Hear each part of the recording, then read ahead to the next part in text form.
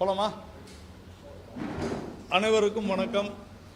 பிப்ரவரி மாதம் 1ஆம் தேதி வழக்கம் போல கடந்த 8 ஆண்டுகளாக தொடர்ச்சியாக நம்முடைய மரியாதைக்குரிய பாரத பிரதமர் திரு நரேந்திர மோடி அவர்களுடைய தலைமையிலான பாரதிய ஜனதா கட்சியினுடைய அரசினுடைய நிதிநிலை அறிக்கையை இன்று நம்முடைய நிதியமைச்சர் தமிழகத்தை சேர்ந்த வீரப்பெண்மணி நிர்மலா சீதாராமன் அவர்கள் 8வது ஆண்டாக தொடர்ச்சியாக இந்த நிதிநிலை அறிக்கையை தாக்கல் செய்து ஒரு மிக பெரும் சாதனையை படைத்திருக்கிறார். குறிப்பாக இந்த ஆண்டு தமிழக மக்களுக்கும் ஒட்டுமொத்தமாக இந்திய மக்களுக்குமாக ஒரு அற்புதமான அருமையான ஒரு நிதிநிலை அறிக்கையை சமர்ப்பித்திருக்கிறார் என்றுதான் சொல்ல வேண்டும். அனைவரையும் உள்ளடக்கிய அனைவருக்குமான ஒரு நிதிநிலை அறிக்கையாக இந்த நிதிநிலை அறிக்கை இருந்திருக்கிறது. குறிப்பாக சொல்ல வேண்டும் என்றால் வருமான வரி இதுவரையிலும் இல்லாத அளவிற்கு 12 லட்சம் ரூபாய் வரையிலும் இனி வருமான வரி கட்ட தேவையில்லை. வருமானம் உள்ளவர்கள் 12 லட்சம் ரூபாய்க்கு வருமானம் உள்ளவர்கள் இனி வருமான வரி கட்ட வேண்டிய அவசியமில்லை, விலக்கு இருக்கிறது என்பது ஒரு மகிழ்ச்சியான செய்தி.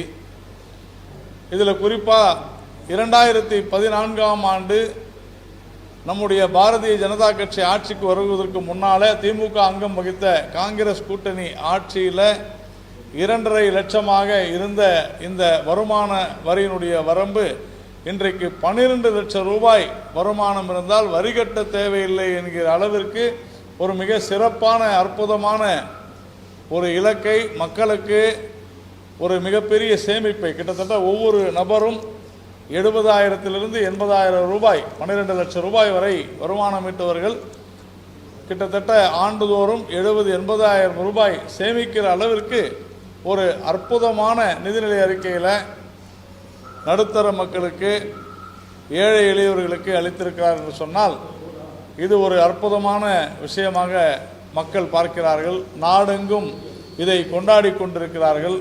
அது மட்டுமல்ல, இந்த 70,000 அல்லது 80,000 ரூபாய் ஒரு வருடத்திற்கு சேமிப்பு ஒவ்வொரு தனி நபரிடம் என்பது வாங்கும் சக்தியை அதிகரிக்கும் என்பதை நாம் புரிந்து கொள்ள வேண்டும். வாங்கும் சக்தியை அதிகரிக்கும் பொழுது அந்த வாங்கும் சக்தி அதிகரித்தால் உற்பத்தி பெருகும், உற்பத்தி பெருகினால் வேலை வாய்ப்பு பெருகும், வேலை வாய்ப்பு பெருகும் பொழுது நம்முடைய நாட்டினுடைய பொருளாதாரம் உயரும் என்பது பொருளாதாரத்தில் ஒரு மிக முக்கியமான ஒரு விஷயம்.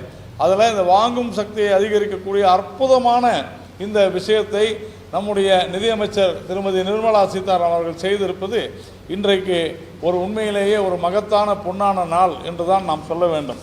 குறிப்பாக இந்த நிதிநிலை அறிக்கையானது ஒரு மிக முக்கியமான அனைவரையும் உள்ளடக்கிய ஒரு நிதிநிலை அறிக்கையாக சமர்ப்பிக்கப்பட்டிருக்கிறது.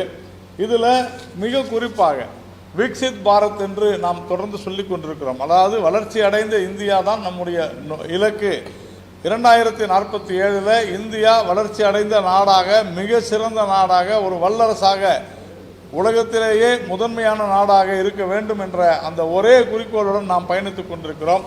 அந்த பயணத்தினுடைய மிக மிக முக்கியமான உள்ளடக்கிய பல்வேறு அம்சங்களில் நாம் பார்த்தோம் என்றால் முழுமையான வறுமை ஒழிப்பு, 0 பாவர்ட்டி, முழுமையான வறுமை ஒழிப்பு, அதே போல 100 விழுக்காடு தரம் வாய்ந்த கல்வி, இதை நாம் அனைவருக்கும் அளிக்க வேண்டும்.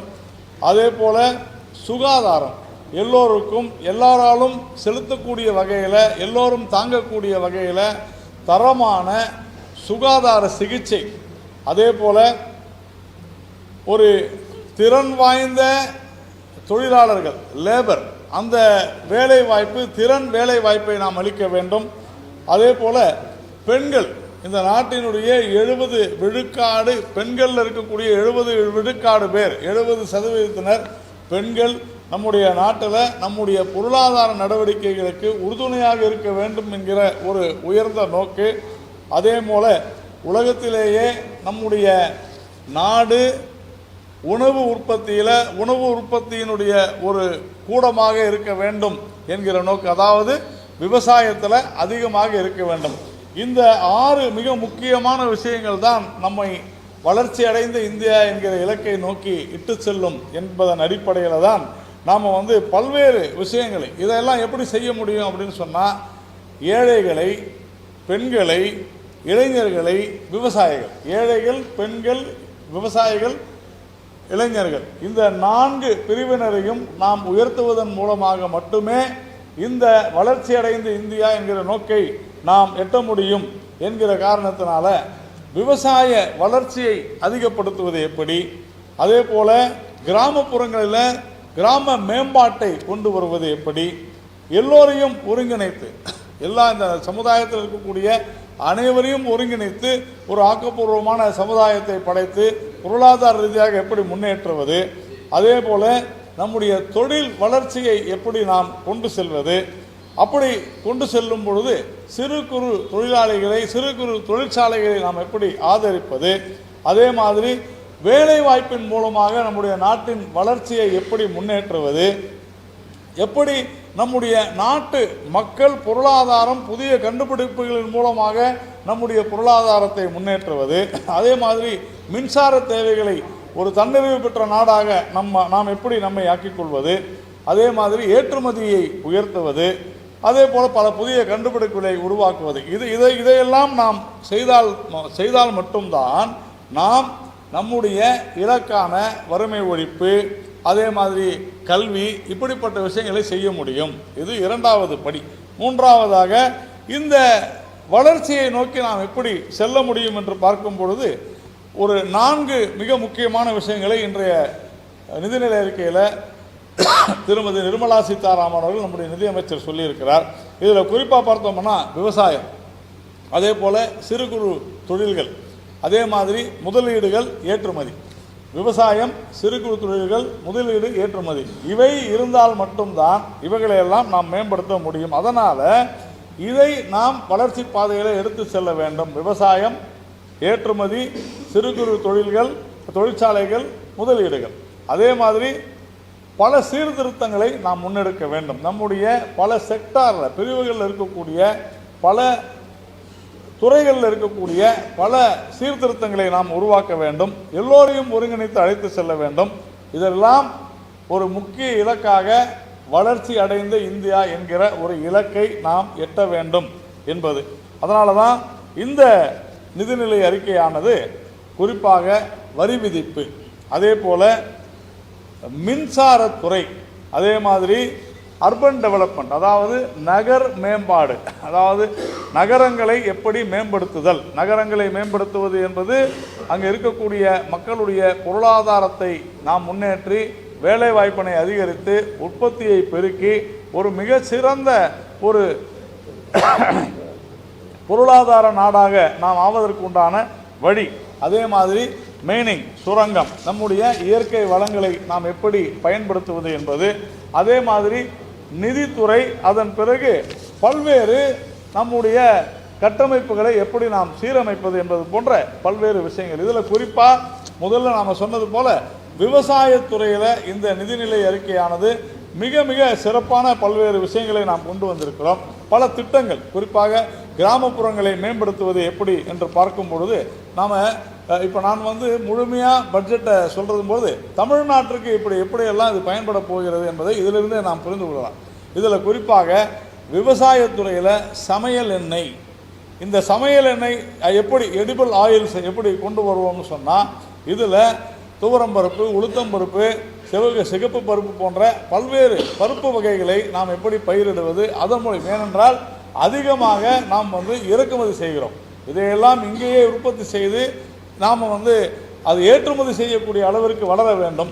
அதற்காக பல்வேறு தொலைநோக்கு கொண்ட பல்வேறு விஷயங்களை, பல்வேறு திட்டங்களை இந்த நம்முடைய நிதிநிலை அறிக்கையில் நம்ம நஃபெட் மற்றும் NCCF என்கிற நம்முடைய விவசாய கூட்டுறவு வங்கிகளின் மூலமாக மிக சிறந்த முறையில் திட்டங்களை தீட்டியிருக்கு. இதனால் தமிழ்நாடு மிக சிறந்த அளவில் பருப்பு உற்பத்தியிலையும் நாம் மிக அதிகமாக நம்முடைய விவசாயத்தில் வளரப்போகிறோம்.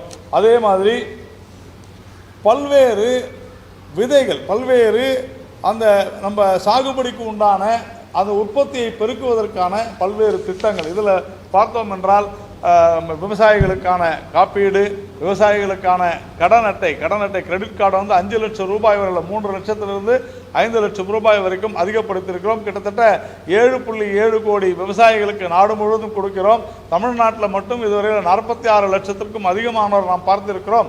அந்த விவசாய கௌரவ நிதியின் மூலமாகவும் பயனெடுத்துக் கொண்டிருக்கின்றனர். அந்த விவசாயிகளுக்கு கடன் அட்டையின் மூலமாகவும் நாம் மிக சிறந்த அளவில் நாம் இந்த கடன் அட்டையை நாம் கொடுக்கிறோம். அதே மாதிரி பருத்தி உற்பத்தியில் எப்படி நாம் பருத்தி உற்பத்தியை பெருக்குவது, இதையெல்லாம் நாம் ஏன் சொல்கிறோம் என்றால், இந்தியா உலகத்திலேயே மீன்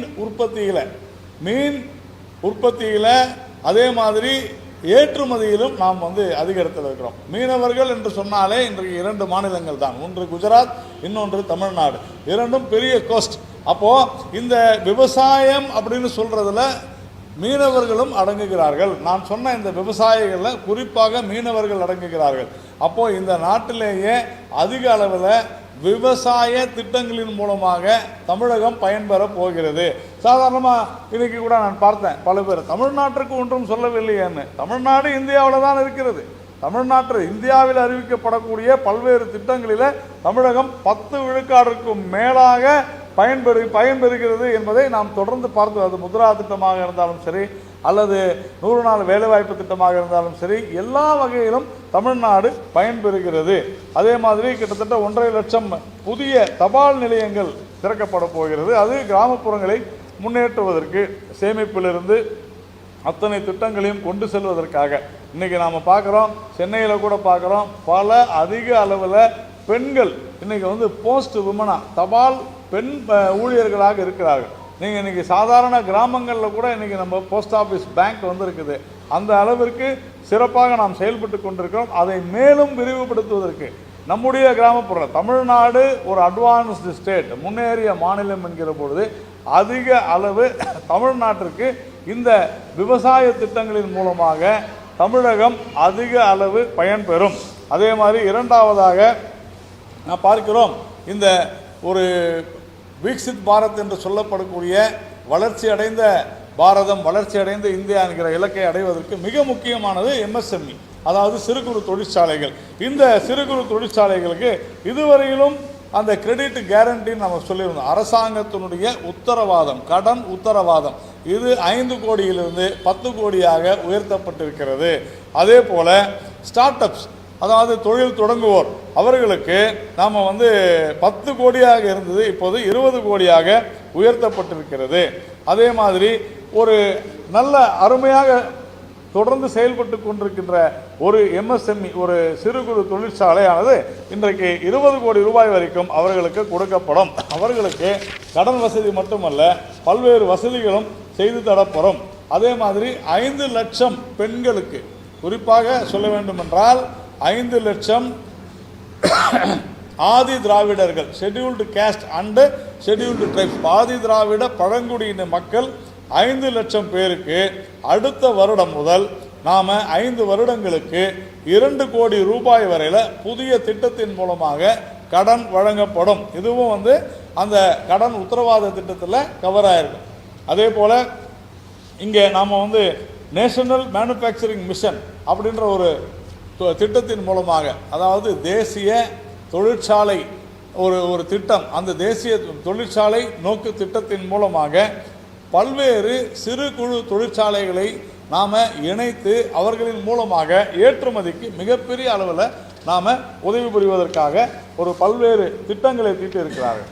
இதிலெல்லாம் இப்போது விவசாயத்தில் எப்படி தமிழ்நாடு மிகப்பெரிய பங்காற்றியது என்று சொன்னேனோ, அதே போல் இந்த சிறு குறு தொழிற்சாலைகளுடைய திட்டங்களின் மூலமாக அதிகமாக இந்தியாவில் பயன்பெற வேண்டியது, பயன்பெற முடியும் என்றால் அதற்கு ஒரே மாநிலம் தமிழ்நாடு தான். ஏனென்று சொன்னால் 10 விழுக்காட்டிற்கும் மேலாக இந்த MSMEக்கள் இங்கு தான் அதிகமாக இருக்கிறார்கள். நம்முடைய நாட்டில் கிட்டத்தட்ட 46-47% மேலாக நம்முடைய GDP, மொத்த உள்நாட்டு உற்பத்தியில் பங்களிப்பது MSMEக்கள். அதில் 10 விழுக்காட்டுக்கும் மேலாக இருப்பது தமிழகத்தில். அதே மாதிரி இன்வெஸ்ட்மெண்ட், முதலீடுகள், இது மூன்றாவதாக நாம் சொல்கிறோம். இந்த முதலீடுகள் அப்படின்னு சொன்னால் என்ன அப்படின்னா, அடுத்த தலைமுறைக்கான மிக முக்கியமான விஷயம். இதில் ஒருங்கிணைந்த குழந்தைகள் மற்றும் ஊட்டச்சத்துக்கான திட்டம். இதில் 8 கோடி குழந்தைகள் 1 கோடி பிரெக்னன்ட் விமன், அதாவது பேறு காலத்தில் இருக்கக்கூடிய பெண்மணிகள், அதே மாதிரி பால் கொடுக்கக்கூடிய தாயார்கள், இவங்க அத்தனை பேரும் சேர்ந்து இங்கே இதுக்கு ஒரு மிகப்பெரிய திட்டத்தை நாம் இந்த ஒருங்கிணைந்த திட்டத்தின் மூலமாகவும் ஒருங்கிணைந்த ஊட்டச்சத்து திட்டத்தின் மூலமாக நாம் கொடுக்கிறோம். அதே மாதிரி அரசு பள்ளிகளில் அட்டல் பரிசோதனை கூடங்கள் மேலும் அமைக்கப்படும். அடுத்த 5 வருடங்களுக்கு கிட்டத்தட்ட 50,000 அட்டல் பரிசோதனை கூடங்கள் அமைக்கப்படும். நன்றாக புரிந்து கொள்வோம். தமிழகத்தில் நாங்கள் தான் முதல் மாநிலம் அரசு பள்ளிகள்னு சொன்னாக்க, இன்றைக்கு இருக்கக்கூடிய இந்த நாங்கள் திராவிட மாடல் திமுக அரசு என்று சொல்பவர்கள் இந்த அட்டல் டிங்கரிங் லேப்ஸ் என்று சொல்லக்கூடிய அட்டல் பரிசோதனை கூடங்களை தமிழ்நாட்டினுடைய ஒவ்வொரு அரசு பள்ளியிலும் அமைப்பதற்கு மத்திய அரசிடம் விண்ணப்பிக்க வேண்டும். இதை செய்யவில்லை என்று சொன்னால் நாங்கள் தான் முதல் என்று சொல்வதில் அர்த்தமில்லை. எங்களுக்கு மத்திய அரசு எதுவும் செய்யவில்லை என்று சொல்வதும் தவறு என்றுதான் நாம் சொல்லுவோம். அதே மாதிரி நாம் புதிதாக இன்றைக்கு ஒரு திட்டம் சொல்லியிருக்கிறார்கள். இந்தியை திணிக்கிறார்கள் என்று சொல்கிறார்கள். ஆனால் இந்த திட்டத்தின் மூலம் டிஜிட்டலில் தாய்மொழியில் புத்தகம், இதை இந்த அரசாங்கம் எல்லா பள்ளிகளுக்கும் இது கொடுக்கணும். ஏனென்று சொன்னால் தாய்மொழி வழி கல்விதான் சிறந்தது என்பதை மத்திய அரசு வலியுறுத்தி வருகிறது. அதன் ஒரு முக்கிய அங்கமாக இன்றைய தினம் இந்த டிஜிட்டலில் தாய்மொழியின் மூலமாக பாட புத்தகங்களை கொடுக்க வேண்டும் என்கிற ஒரு திட்டத்தை முன்வைக்கிறது. அதே மாதிரி இன்றைக்கு கிட்டத்தட்ட இந்த 10 வருடங்களில் பார்த்தோம் என்று சொன்னால் நம்ம 23 ஐஐடிக்கள் அதிகமாகி இருக்கிறது. 65,000 பேர் இருந்த ஐஐடியில் படித்து கொண்டிருந்த மாணவர்கள் இன்றைக்கு 1,35,000 பேராக உயர்ந்திருக்கிறார்கள். அதே மாதிரி மேலும் 6,500 ஐஐடியில் மாணவிகள் இணைவார்கள். அதே மாதிரி ஏஐ என்று சொல்லப்படுகிற செயற்கை நுண்ணறிவு, இதற்காக 500 கோடி ரூபாய் ஒதுக்கப்பட்டிருக்கிறது. இந்த ஆர்டிஃபிஷியல் இன்டெலிஜென்ஸ் தான் இன்றைக்கு உலகத்தில் ஒரு மிக முக்கியமான விஷயமாக இருக்கிறது. புதிய தொழில்நுட்பம். அதற்காக 500 கோடி ரூபாயை நம்முடைய மாணவர்களுக்காக ஒதுக்கி இருக்கிறது. அதே மாதிரி அனைத்து மாவட்டங்களிலும் புற்றுநோய்க்கான மருத்துவமனைகள், இந்த அனைத்து மாவட்டங்களிலும் புற்றுநோய்க்கான மருத்துவமனைகள் மிக மிக முக்கியமானது. நாம் தமிழ்நாட்டில் ஒரு அட்வான்ஸ் ஸ்டேட் இன் ஹெல்த், சுகாதாரத்துறையில் நாம் மிக முன்னணியில் இருக்கிறோம் என்று சொல்வது உண்மையானால், உடனடியாக தமிழக அரசாங்கம் செய்ய வேண்டியது அனைத்து மாவட்டங்களிலும் புற்றுநோய் இந்த திட்டத்தின் மூலமாக எங்களுக்கு புற்றுநோய் மருத்துவமனை வேண்டும் என்று கேட்டு பெற வேண்டும். கேட்டால்தான் கிடைக்கும். அதனால் இதில் அட்வான்ஸ் ஸ்டேட்னு சொல்லக்கூடிய இதையெல்லாம் நாம் ஏதோ திமுக அரசின் மீது இருக்கக்கூடிய ஒரு கோபத்தினாலோ அல்லது அரசியல் காரணத்தினாலோ சொல்லவில்லை. என்னுடைய மாநில அரசு இதை கேட்டு பெற வேண்டும். நம்முடைய மாநில அரசு இங்கு அதிக அளவில் மத்திய அரசு திட்டங்களை செயல்படுத்த வேண்டும். பணம் இருக்குது, ஆனால் அதை செலவு செய்யறதுக்கு உண்டான மனம் உங்களுக்கு வர வேண்டும். அரசியல் ஆச்சரியங்களை மறந்து செயல்படுத்த வேண்டும் என்பதற்காக நாம் சொல்கிறோம். அதே மாதிரி ஸ்வநிதியின் மூலமாக 68 லட்சம் இவங்களுக்கு நம்ம நடைபாதை கடை வியாபாரிகளுக்கு இன்னைக்கு 30,000 ரூபாய் லிங்க், அதாவது யூபிஐ லிங்க்டு கிரெடிட் கார்டு கடன் அட்டை வழங்கப்படும் என்கிற திட்டத்தை சொல்லியிருக்கிறோம். இந்த நடைபாதை வியாபாரிகள் திட்டத்தில் கூட நாம் அதிக அளவில் மத்திய அரசு திட்டத்தை மாநில அரசு உபயோகித்திருக்கிறது. இது மாதிரி அதே மாதிரி இந்த பொருளாதாரத்தின் மூலமாக நாம் பல்வேறு இங்கே இன்ஃப்ராஸ்ட்ரக்சர் கட்டமைப்பு திட்டங்களை நாம் கொண்டு வந்திருக்கிறோம். குறிப்பாக 1.5 லட்சம் கோடி ரூபாயாக நாம் இன்னைக்கு மாநிலங்களுக்கு 50 வருடங்களுக்கு வட்டி இல்லா கடன் கொடுக்கிறது மத்திய அரசு. இந்த 1.5 லட்சம் கோடியில் தமிழ்நாடு நாங்கள் தான் தொழில்துறையில் முதலாக இருக்கிறோம், கட்டமைப்புகளில் நாங்கள் தான் முதலாக இருக்கிறோம் என்று சொல்லக்கூடிய தமிழக அரசு, திராவிட மாடல் அரசு இதை கேட்டு பெறுமா என்பதை நாம் பார்க்க வேண்டும். அதே மாதிரி நாம் ஜல்ஜீவன் மிஷன் என்று சொன்னோம். அதாவது அனைவருக்கும் குடிநீர், குழாய் மூலம் குடிநீர் திட்டத்தில் இன்னைக்கு 15 கோடிக்கும் மேலான வீடுகளில் இன்னைக்கு கிராமப்புறங்களில் இன்னைக்கு குழாய் மூலம் குடிநீர் வந்திருக்கிறது. 100 விழுக்காடு அதை நாம் பூர்த்தி செய்ய வேண்டும் என்பதன் அடிப்படையில் இன்னைக்கு 2028 வரைக்கும் அந்த திட்டத்தை நாம் விரிவாக்கம் செய்திருக்கிறோம். இதையும் தமிழகம் ஏற்கனவே தமிழகம் முதன்மையான மாநிலமாகத்தான் இருக்கிறது. ஏதோ என்னதான் மத்திய அரசு எங்களுக்கு எதுவுமே செய்யலைன்னு சொன்னால் கூட இன்னொரு பக்கம் வந்து நாங்கள் தான் ஃபஸ்ட்டுன்னு மாநில அரசு சொல்கிறது. அதை நாம் கேட்க தவறுகிறோம். ஆனாலும் பரவாயில்லை, நம்முடைய மாநிலம் நம்முடைய மாநில அரசு செய்யட்டும், இதிலும் அவர்கள் மேலாக வரட்டும், அதில் ஒன்றும் சந்தேகம் இல்லை. அதே மாதிரி அர்பன் சேலஞ்ச் ஃபண்ட் என்ற ஒரு முக்கியமான ஒரு திட்டம், இதில் நகர்ப்புறங்களுக்கான நிதி, இது 1,00,000 கோடி ரூபாய். இதை நம்முடைய மாநில அரசு நம்முடைய நகர்ப்புறங்களை முன்னேற்றுவதற்காக முறையாக பயன்படுத்த வேண்டும். அதை செய்வார்களா என்பதை பொறுத்திருந்து பார்க்க வேண்டும்.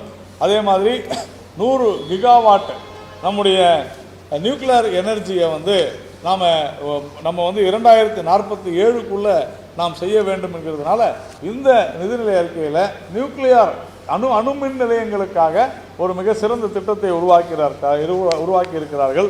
நம்ம எல்லாருக்கும் தெரியும், இந்தியாவில் தமிழ்நாட்டில் கூடன்குளம் அதே மாதிரியான கல்பாக்கம், இது இரண்டுமே மிக சிறப்பாக செயல்பட்டு கொண்டிருக்கிற ஒரு முக்கியமான அணுமின் நிலையங்கள். அதனால் இதுலேயும் நாம் தான் முதன்மையாக இருப்போம். அதே மாதிரி மேரிடைம், கடல்சார் வர்த்தகம், கடல்சார் தொழில், இதில் எல்லாம் மிக அதிகமாக, அதாவது கப்பல்கள் செய்வது போன்ற பல்வேறு விஷயங்களுக்கு பல 1000 கோடி ரூபாய், 20,000 கோடி ரூபாய்க்கும் மேலாக நிதி உதவி அளிக்கப்படுகிறது. நம்முடைய தமிழகம், மீண்டும் சொல்கிறேன், மீனவர்கள் என்று சொன்னாலே ஃபிஷரிஸ் டிபார்ட்மெண்ட், மீன்வளத்துறை என்று சொன்னாலே அதில் வந்து தமிழகம் 1வது அல்லது 2வதாக வந்துவிடும். என்று சொன்னால் இந்தியாவில் பெரிய கோஸ்ட் கடற்கரை குஜராத்திலும் தமிழ்நாட்டிலையும் தான். அதனால் இதை நாம் வந்து தெளிவாக நாம் தெரிந்து கொள்ள வேண்டும். அதுமாதிரி பல்வேறு விஷயங்களில் நீங்கள் வந்து டூரிஸ்ட், அதாவது சுற்றுலாத்துறையில் மிக அதிகமான, இந்த முறை அதிகமாக நம்ம கவனம் செலுத்தியிருக்கிறோம். தமிழ்நாடு ஒரு மிகப்பெரிய சுற்றுலா கேந்திரமாக இருக்கிறது.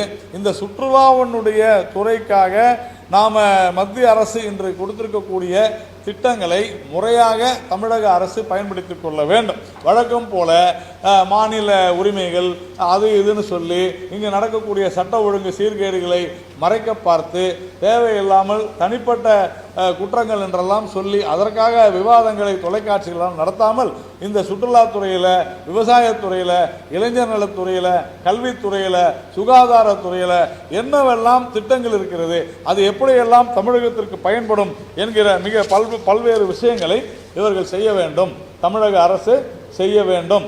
இதே மாதிரி ரிசர்ச் டெவலப்மெண்ட் அண்ட் இனோவேஷன், இதற்கு அதாவது ஆய்வு, வளர்ச்சி மற்றும் முன்னேற்றம் ஆகிய பல்வேறு விஷயங்களுக்காக நம்முடைய 20,000 கோடி அறிவித்திருக்கிறார்கள். இன்றைக்கி நம்ம மிக சிறப்பாக பார்த்தோம் என்றால், ஒரு 4 ரோடை சுற்றி ஒரு கார் பந்தயத்தை நடத்தி காலரை தூக்கி விட்டு திராவிட மாடல் அரசு அப்படி செய்து விட்டது இப்படி செய்து விட்டதுன்னு சொன்னாங்க.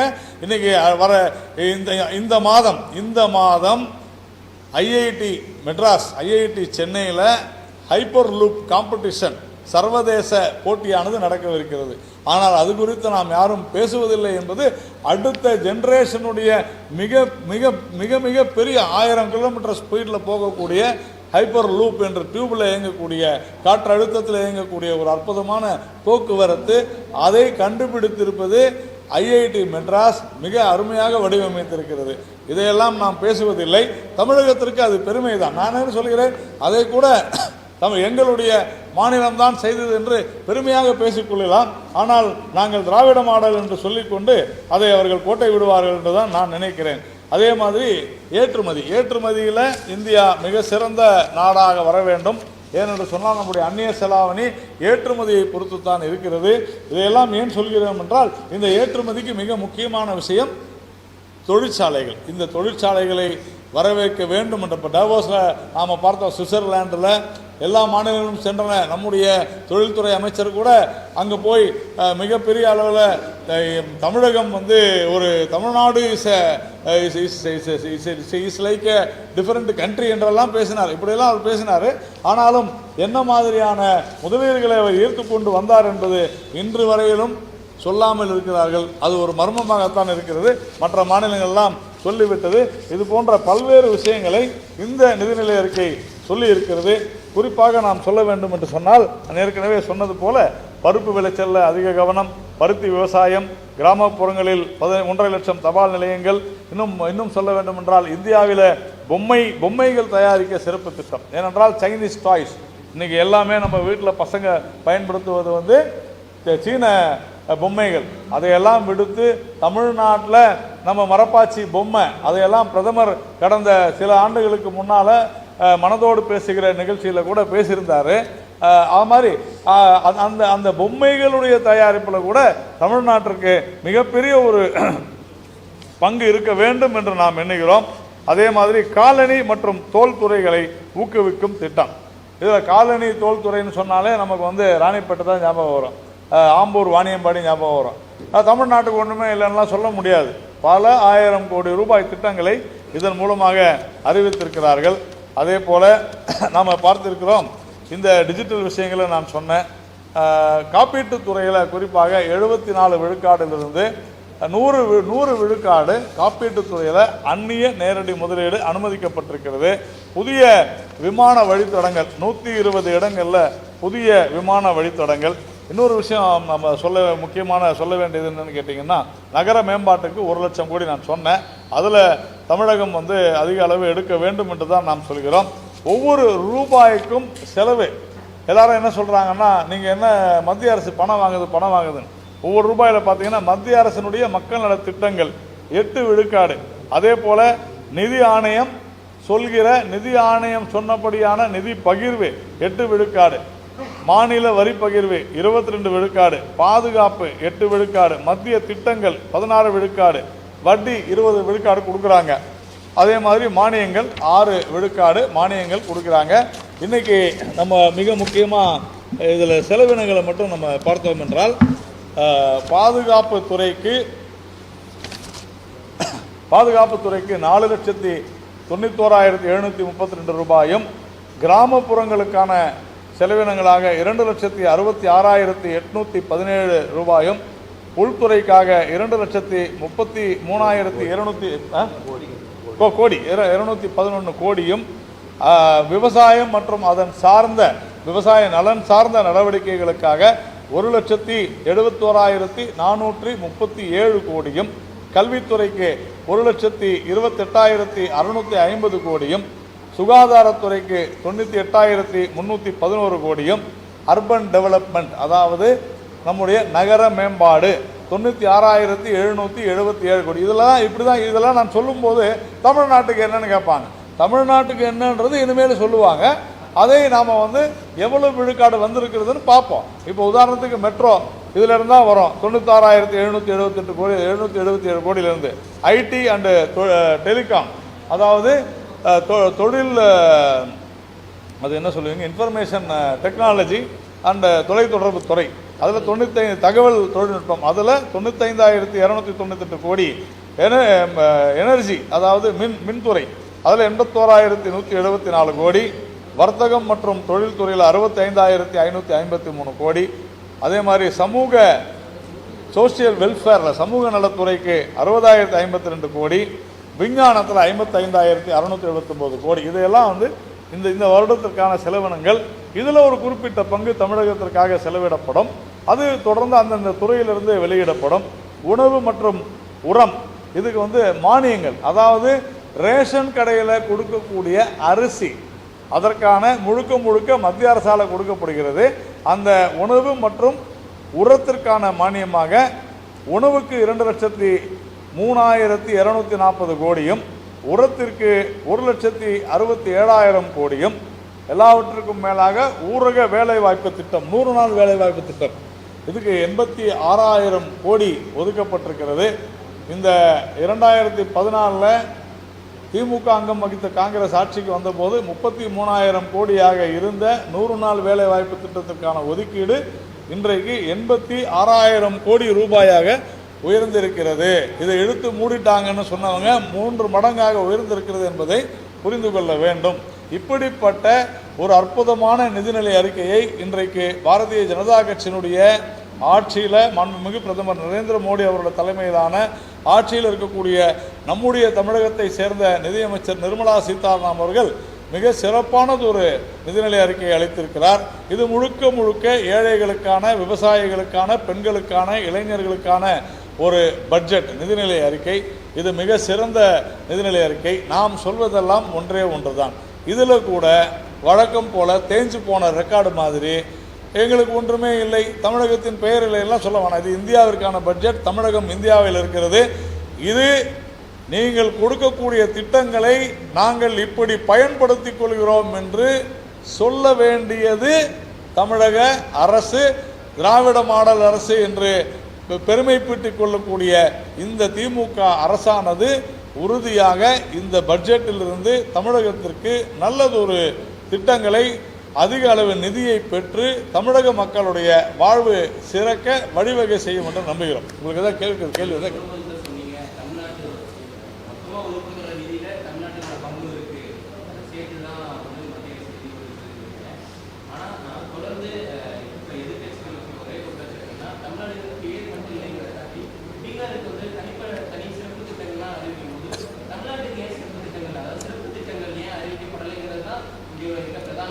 சரியான கேள்விங்க.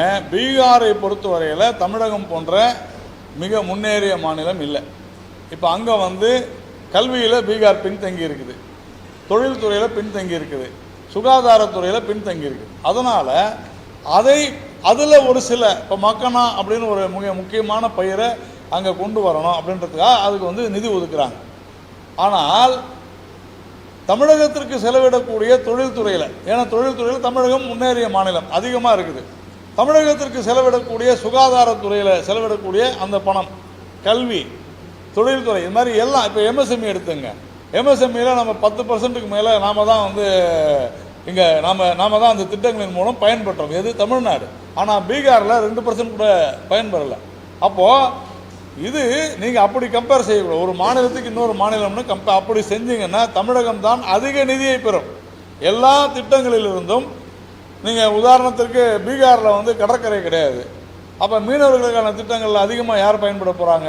தமிழ்நாடு தான் பயன்பட போகுது. அப்போ பீகார் அவங்களுக்கு மட்டும் ஏன் கொடுத்தீங்க? அவங்களுக்கு நீங்கள் 1000 கோடி கொடுத்தீங்களா, எனக்கு 1000 கோடி கொடுங்க கேட்பாங்களா? இது என்ன லாஜிக்?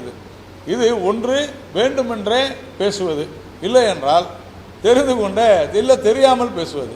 இது தவறான விஷயம். இது அந்த மாநிலத்திற்கு என்ன தேவையோ அதை சிறப்பாக நாம் கொடுத்தால் அதற்கு பெயர் தமிழகத்தை புறந்தள்ளியதாக ஆகாது. நான் சொன்னேன். எவ்வளவு விழுக்காடு மொத்தமாக வருகிறது? தமிழ்நாடு அட்வான்ஸ் ஸ்டேட்டுங்க. அதனால் பீகாருக்கு கொடுக்க வேண்டிய அந்த நிதி தமிழகத்திற்கு கொடுக்க வேண்டியது இல்லை. நாம் ஏற்கனவே அச்சீவ் பண்ணிட்டோம். அதை விட அதிகமாக பல்வேறு துறைகளின் மூலமாக தமிழகத்திற்குத்தான் இந்தியாவிலேயே அதிக நிதி வரும். இதுதான் விஷயம். தமிழ்நாட்டில் இருக்கக்கூடிய 100 நாள் வேலைவாய்ப்பு திட்டத்தின் மூலமாக வரக்கூடிய பணத்தை விட பீகாரில் குறைவு தான். ஏற்றுக்கொள்வீர்களா? அதான உண்மை. அப்புறம் எப்படி நீங்கள் அதை கம்பேர் பண்ணுறீங்க? அது தவறு.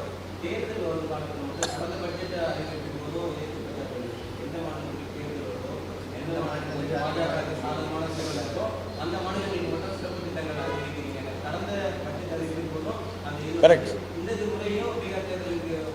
அப்போ என்ன செய்யணும்? ஒரே நாடு ஒரே தேர்தல் சொல்லணுமா வேணாமா? எதிர்கட்சிகளை ஏன் செய்யலை? நாங்கள் தானே சொல்கிறோம் ஒரே நாடு ஒரே தேர்தல் சொல்கிறோம். நாங்கள் தான் வேணாம் தானே சொல்கிறோம். தேர்தல் அப்பப்போ தேவையில்லை, ஒரே நேரத்தில் தேர்தல் நடத்துவோம் அப்படின்னு சொல்கிறோம். எதிர்கட்சிகள்லாம் சொல்கிறாங்க அதெல்லாம் கூடாதுன்றாங்க. அப்புறம் இந்த மாதிரியாக வரும்பொழுது ஐயோ தேர்தல் வருது, இது அரசியலா இல்லையா? இதுதான் அரசியல். அதை தான் வேண்டாம் என்று சொல்கிறோம். இல்லைன்னு சொல்கிறேன். நாங்கள் தேர்தலுக்கு அறிவிக்கலைங்க. நீங்கள் இது தேர்தலுக்காக அறிவிக்கப்பட்டது என்றால் 2 வழி தான். ஒன்று, பீகாருக்கு நிதி கொடுக்காதுன்னு சொல்லணும். சொல்லுவாங்களா? சொல்ல மாட்டாங்க. ஏன் சொல்ல மாட்டாங்க? அங்கே அவங்களுக்கு ஓட்டு விடாது. இல்லைன்னா என்ன சொல்லணும்? ஏற்றுக்கொள்ள வேண்டும். இது போன்ற அடிக்கடி தேர்தல்கள் வருவதனால தான் செலவுகள் அதிகமாகிறது, எல்லோருடைய உழைப்பும் போகிறது, இந்த மாதிரியான குற்றச்சாட்டுகள் வராது இருக்கும். நீங்கள் அப்படி பார்த்தீங்கன்னா இந்தியாவில் எந்த மாநிலத்துக்கு நம்ம நிதி அறிவிக்கவே முடியாது. இப்போ நாளைக்கு டெல்லி தேர்தல் 5ஆம் தேதி. அப்போ இன்றைக்கி இந்த பட்ஜெட்டே வரக்கூடாதுன்னு சொல்லுவீங்களா? டெல்லி தேர்தல் இருக்கிறது, பட்ஜெட்டே சொல்லக்கூடாது சொல்ல முடியுமா? அதனால தான் சொல்கிறோம் அதெல்லாம் வேண்டாம், நம்ம ஒரே நேரத்தில் தேர்தல் நடத்துவோம் சொல்கிறதுக்கு காரணம் அதுதான்.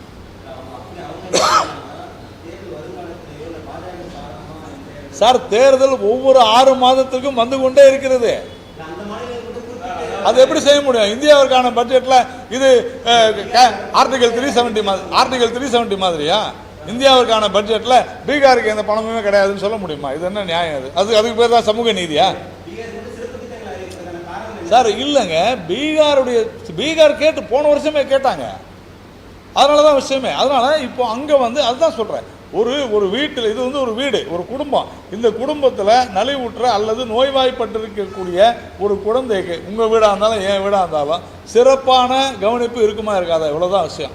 அதை பீகாருக்கு செலுத்துகிறோம், இவ்வளோதான் விஷயம், தவறு ஒன்றும் இல்லை. ஆனால் அதற்காக இன்னொரு மகன் சுகாதார குறைவாக இருக்கிறான்னு சொல்கிறதுனால ஹாஸ்பிட்டலுக்கு நான் 100 ரூபாய் செலவு பண்ணேன் அப்படின்னா இன்னொரு பையனுடைய கல்விக்காக நான் 300 ரூபாய் கூட செலவு பண்ணுவேன். அதைத்தான் தமிழகத்திற்கு செய்து கொண்டிருக்கிறோம். இதுதான் விஷயமே. ஆனால் நீ ஏன் 100 ரூபாய் செலவு பண்ணுற அப்படின்னு கேட்பது அறியாமை, அரசியல்.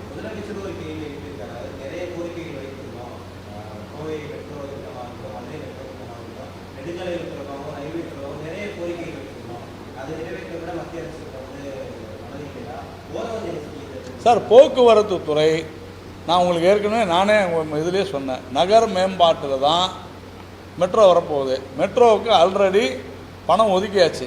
இப்போது ஒரு 2 மாதங்களுக்கு முன்னாலேயே இந்த பட்ஜெட்டில் இது ஒதுக்கியிருக்கிறாங்க. ஆட்டோமேட்டிக்காக அதில் வரப்போகுது. நான் அதுதான் சொல்கிறேன், நீங்கள் முறையாக கேட்டு பெற வேண்டும். இல்லைங்க, எங்கே நீங்கள் எப்படி கோரிக்கை வைக்கிறீங்க, அதற்குண்டான விஷயங்களை நீங்கள் ஃபுல்ஃபில் பண்ணீங்களா? நீங்கள் ஒரு ரோடு போனால் எனக்கு 1000 கோடி வேணும்னா நீங்கள் அதற்குண்டான நிலங்களை வச்சுருக்கீங்களா? இல்லையே. அதான பிரச்சனை. நீங்கள் இன்றைக்கி பாதி பேர் தேசிய நெடுஞ்சாலையில் கான்ட்ராக்ட் எடுக்கிறதுக்கு தமிழ்நாட்டில் பயப்படுறாங்க. நான் நேரடியாக குற்றம் சாட்டுறேங்க, பயப்படுறாங்க. ஏன் நீங்கள் இன்றைக்கி சேத்தியாத்தோப்புலேருந்து தஞ்சாவூர் வரைக்கும் கும்பகோணம் வரைக்கும் ஏன் ரோடு போட முடியல? மண்ணு கிடைக்க மாட்டேங்குது. அதானே உண்மை. ஏன் கிடைக்க மாட்டேங்குது? லஞ்சம் கொடுக்கணும். லஞ்சம் கொடுக்கணும்னா நம்ம புதுக்கோட்டையில் ஆன மாதிரி தான் ஆகுது. அப்புறம் அதான் திராவிட மாடல்னு நம்ம சொல்கிறோம். இதான் விஷயம். அதனால் இங்கே சும்மா பேச்சுக்காக எதை வேணாலும் முதலமைச்சர் ஸ்டாலின் அவர்கள் பேசலாம். ஆனால் நான் சொல்வது ஒன்று தான், தமிழ்நாடு முன்னேறிய மாநிலம் என்றால் ஆமாம், முன்னேறிய மாநிலம் தான். அது ரெக்கார்ட் ஸ்பீக்ஸ் நான் சொல்ல. ஆனால் இங்கு ஊழலும் லஞ்சமும் முன்னேறி கொண்டே இருக்கிறது. சட்ட ஒழுங்கு சீர்குலைந்து போய் கொண்டிருக்கிறது. முதலீட்டாளர்கள் வர மறுக்கிறார்கள். நான் சென்ற வாரம் 2022 தூத்துக்குடியில் சர்வதேச ஃபர்னிச்சர் பார்க் போட்டாங்களா இல்லையா? நான் இப்போ சென்ற வாரம் தூத்துக்குடியில் போய் நான் வீடியோ எடுத்து போட்டேன். என்ன இருக்குது அங்கே? ஒன்று புதராக தான் இருக்குது. ஏன் வர மறுக்கிறார்கள்? சிங்கிள் விண்டோ ஏன் உங்களால் கொண்டு வர முடியல? ஏன்னா லஞ்சம், ஊழல், இவ்வளோதான் விஷயம். நான் கேட்குறேன், தைரியம் இருந்தால் நான் இன்றைக்கி சொல்கிறேங்க ஓப்பனாக, இவ்வளவு அனௌன்ஸ்மெண்ட் கொடுத்துருக்குறாங்கல்ல, 1 மெகாவாட்டு சூரிய மின் உற்பத்தி, 1 மெகாவாட்டு ஒரு நபர், நீங்களோ நானோ இங்கே இருக்கிற யாரோ ஒருத்தர், நான் 1 மெகாவாட் உற்பத்தி செய்யணும் அப்படின்னு ஒரு அப்ளிகேஷன் போட முடியுமா? அப்ளிகேஷன் போட முடியுமா? முடியாது. 25 லட்சம் ரூபாய் கொடுத்தாதான் அப்ளிகேஷனை எடுக்கிறாங்க. அப்புறம் எப்படிங்க முன்னேறும் தமிழ்நாடு? அப்புறம் எங்களுக்கு கொடுக்கலன்னு எப்படி சொல்லுவாங்க? இதுதான் விஷயமே. இன்னைக்கு ஸ்மார்ட் மீட்டர் ஏன் நீங்கள் கேன்சல் பண்ணீங்க? ஏன் அது டெண்டர் ஃபுல்லாக கேன்சல் பண்ணாங்க? மகாராஷ்டிராவோட மற்ற மாநிலங்களோட மிக குறைவான கட்டணம் தான் அவங்க டெண்டரில் கோரியிருக்கிறாங்க. ஏன் கேன்சல் பண்ணீங்க? ஏன் கேன்சல் பண்ணாங்கன்னா அது அரசியல். இப்படி ஒவ்வொரு விஷயத்துலையும் நாம் சொல்ல முடியும், ஒவ்வொரு விஷயத்துலையும் சொல்ல முடியும். இன்றைக்கி ஸ்டேட்மெண்ட் கொடுக்க சொல்லுங்கள், யார் வேண்டுமானாலும் இங்கே சூரிய மின் உற்பத்தியை தயார் செய்து கொள்ளட்டும், 5 பைசா நாங்கள் லஞ்சம் வாங்க மாட்டோம், எழுதி கொடுக்க சொல்லுங்கள்.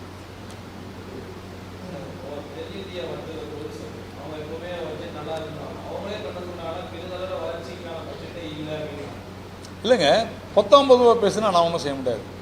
அவங்க ஏதாவது ஒரு குறிப்பிட்ட விஷயத்தை சொல்லி இது இல்லை அப்படின்னு சொல்லலாம். நான் என்ன சொல்கிறேன், சிறு குறு தொழிலுக்கு இங்கே என்ன செய்யலை, இந்த பட்ஜெட்டில் என்னென்ன சொல்லியிருக்கிறாங்கன்றதை நான் ரொம்ப டீட்டெயிலாகவே உங்களுக்கு சொன்னேன். இல்லைங்க, அதான் எப்படி சொல்கிறீங்க, ஒரு மாநிலத்தினுடைய பொருளாதார வளர்ச்சி இந்த மாநிலத்தில் எப்படி நீங்கள் தொழில் முன்னேற்றத்தை அதிகரிக்கிறீர்கள் என்பதை பொறுத்து தானே இருக்குது. பாலிசி யாருது? மாநிலத்தினுடைய பாலிசி தானே. நீங்கள் சரியான முறையில் பாதுகாப்பு இருக்கிறதா, சரியான முறையில் மின் இணைப்புகள் கொடுக்கப்படுகிறதா, லஞ்சம் இல்லாமல் மின் இணைப்புகள் கொடுக்கப்படுகிறதா, லஞ்சம் இல்லாமல் அனுமதிகள் கொடுக்கப்படுகிறதா, எல்லாமே மாநில அரசு தான். அப்போது இது வந்து இங்கே வளர்ச்சி இல்லைன்னு சொன்னாங்கன்னா அதற்கு காரணம் மாநில அரசு. அவங்க மாநில அரசு தான் சொல்கிறாங்க, தவிர மத்திய அரசு கிடையாது.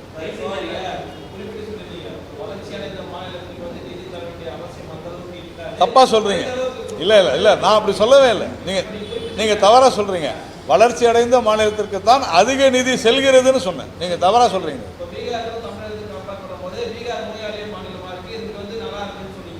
சார், ஒரு குறிப்பிட்ட ஒரு விஷயத்திற்காக, அதாவது நம்ம வீட்டில் 4 பசங்க இருக்கிறாங்கன்னா ஒரு குழந்தைக்கு உடம்பு சரியில்லைன்னா ஹாஸ்பிட்டல் ட்ரீட்மெண்ட்டுக்காக 100 ரூபாய் செலவு பண்ணோம். அதே 100 ரூபாய் வந்து நல்லா இருக்கிற பசங்களுக்கு செலவு பண்ண வேண்டிய அவசியம் இல்லை. ஆனால் நல்லா இருக்கிற பசங்களுக்கு கல்வி அல்லது மற்ற விஷயங்கள், உடையிலிருந்து எல்லாத்துக்கும் 200 ரூபாய். உற்பத்தி மாநிலங்கள்லாம் எது இருக்க முடியும் சொல்லுங்கள்? எது இருக்க முடியும்? எங்கெல்லாம் கடல் இருக்கிறது அங்கெல்லாம் உற்பத்தி இருக்கும். ஏன்? துறைமுகங்கள் இருக்கும். குஜராத், மகாராஷ்டிரா, தமிழ்நாடு துறைமுகங்கள் இருக்குது. இது உற்பத்தி மாநிலங்கள். இது ஆட்சி நல்லா தான் வரல, இதனுடைய அமைப்பு அப்படி. மகாராஷ்டிராலையும் குஜராத்லையும் தமிழகத்திலையும் துறைமுகங்கள் அதிகமாக இருக்கிறதுனால உற்பத்தி இருக்கும், தொழில் முன்னேற்றம் பெருகும். அதை ஒழுங்காக அதை கவனிக்க வேண்டிய பொறுப்பு மாநில அரசினுடையது. உத்தரப்பிரதேசம் இன்றைக்கு வந்து நமக்கு பின்னால் இருக்குது. 5 வருஷத்துக்கு முன்னால் உத்தரப்பிரதேசம் எங்கே இருக்குது? ரன்னிங் ரேஸில் நம்ம ஓடிக்கிட்டு இருந்தோம். நாம் வந்து கோல் பாயிண்ட் தொடும் பொழுது கிட்டத்தட்ட ஒரு 20 நிமிஷம் பின்தள்ளி இருந்துச்சு. இப்போ 2 நிமிஷம் பின்தள்ளி இருக்குது. அப்போ இதில் யார் முன்னேறாங்க? தமிழ்நாடு. ஆனால் இன்றைக்கி என்ன சொல்லலாம்? நாங்கள் தான் முதல்வர் இருக்கிறோம், நாங்கள் தான் முதல்வர். எப்பா 10 வருஷம் முன்னால் எப்படி இருந்தாங்க, இப்போ எப்படி இருக்காங்க, எவ்வளோ நெருக்கமாக இருக்காங்க பாருங்கன்னு தான் நம்ம சொல்லிட்டு இருக்கோம்.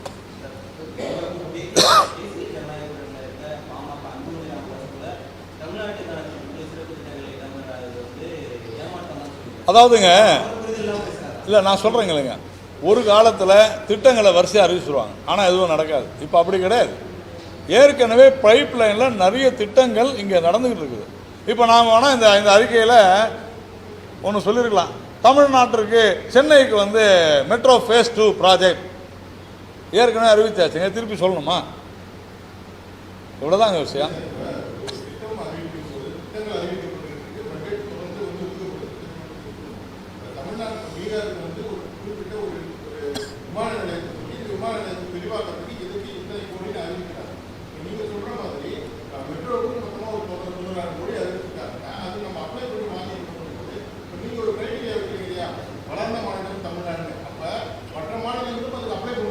நான் இல்லைன்னு சொல்கிறேன். இல்லை இல்லைன்றேன். இல்லைங்க, இல்லை இல்லை, நீங்கள் சரியாக புரிஞ்சுக்கல. இல்லை, நீங்கள் உங்கள் கேள்வியை கேட்டு தான் நான் சொல்கிறேன். நான்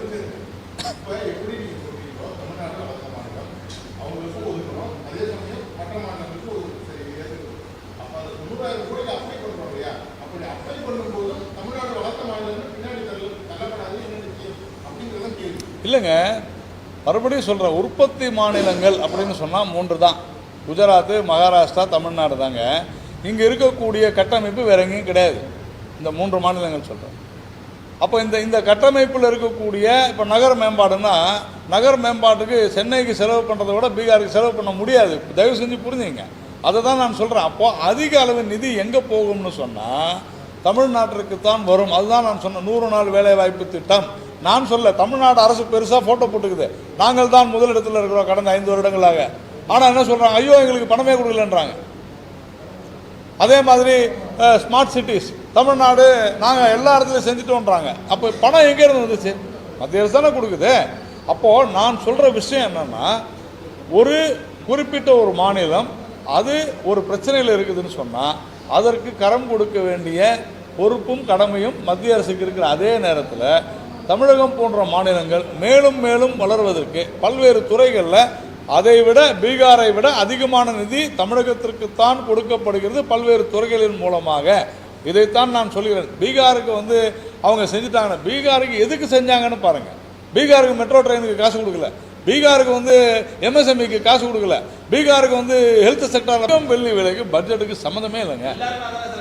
இல்லை இல்லை, நான் சொல்கிறேங்க, போன முறை தங்கத்தினுடைய டியூட்டியை குறைச்சோம். இப்போது டாலரினுடைய வளர்ச்சினால் தங்கம் விலை ஏறுது. இவ்வளோதான் விஷயம்.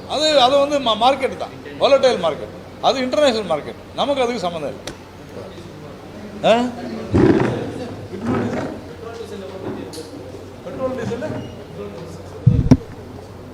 பெட்ரோல் டீசல் விலை ஏறவே இல்லைங்க.